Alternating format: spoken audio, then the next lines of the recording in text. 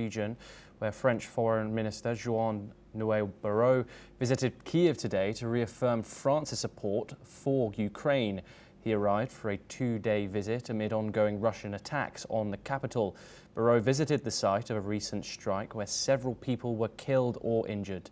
During his visit, he will meet with the Ukrainian officials, including President Zelensky, and discuss further support.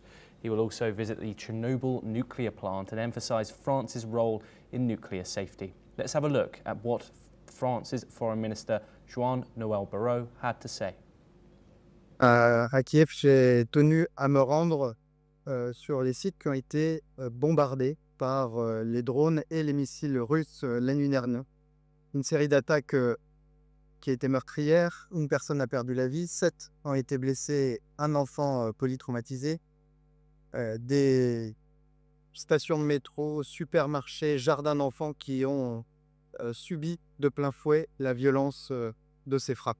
Les personnels de notre ambassade, comme tous les habitants de Kiev, ont dû de 3h à 5h du matin se rendre aux abris, mais des abris qui eux-mêmes ne sont plus tout à fait en sécurité puisque la station de métro qui se trouve derrière moi, qui sert d'abri à la population de Kiev, a été pris pour cible. Yes, we are covering the French Foreign Minister Jean-Noël Barrot's visit to the Ukrainian capital, that same city which overnight got hit by a barrage of Russian attacks, killing 2 people there.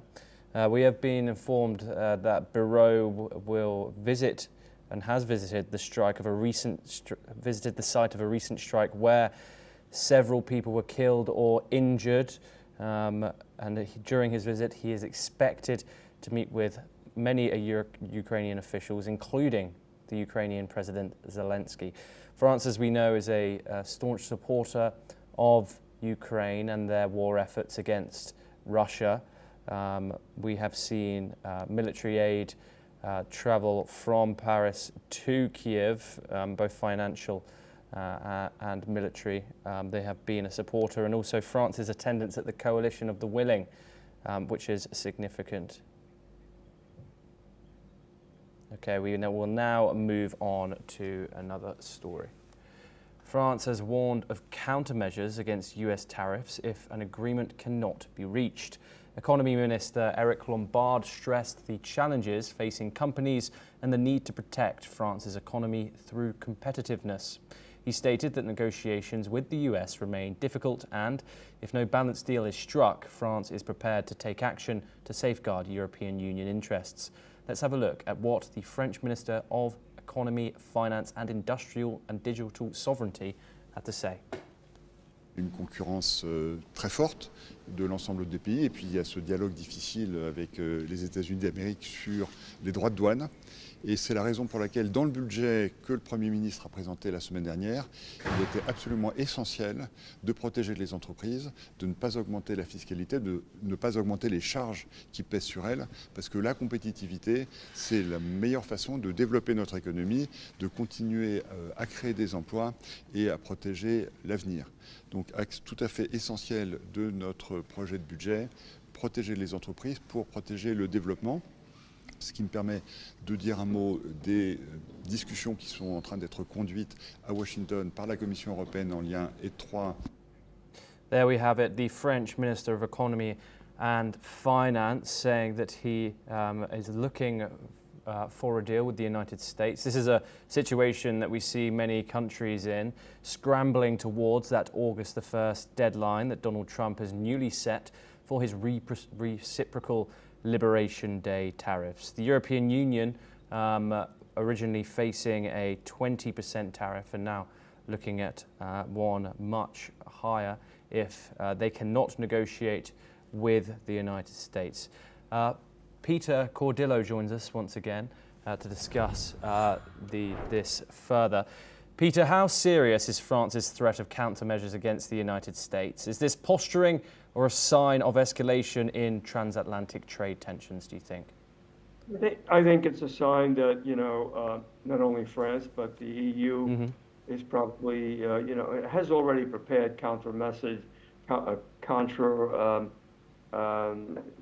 effects on tariffs. And so I think it sends a clear signal that they are willing to negotiate, but they also want better terms. And if not, then obviously this trade war will escalate. And if it escalates, it's going to be harmful to not only the United States, but also to the EU and every individual country that's involved. So I think, you know, just to say that this is what we want is not going to happen. I've said this before, I'll say it again, that there will be negotiations. Now, that doesn't mean that the 20 or 30% tariffs that are planning to go in effect on August 1st won't go into effect. There's a good possibility that they will, but I don't think they'll be long-lasting. And I think that what we'll see here is negotiations that obviously will reverse them. So I think it's a give-and-take situation, and I think at the end there will be levies that will not be as steep as what we're talking about right now. Peter Cordillo, thank you very much for joining us on the programme. We're also joined by Jayjit Bhattacharya, who's an economist and finance expert, joining us to discuss the financial effects of Donald Trump's upcoming tariffs. Jayjit Bhattacharya, what are the implications of these tariffs, both in the European Union, both in the United States, on the stock market and beyond, the consumer, if the European Union and gets this increased tariff imposed on it, if it does not reach a deal on August the 1st, what can we expect? So, you know, the transatlantic trade is one of the biggest trade routes for global trade. And clearly there will be a disruption because the goods going from EU to US will be more expensive for the consumers in US, and therefore it will depress the demands. And with the demands going down, the exports will go down, and the other way around also. So there will be a significant disruption that will happen for the trade between US and EU. And clearly, therefore, both US and EU will get deeply impacted, and consequently jobs will get impacted, and consequently even the tax collections will get impacted because there will be reduced tax collections because of the overall reduction in the economic activities happening on both sides. Dr. Jayjit Bhattacharya, thank you very much. A brief but very valuable insight there. We now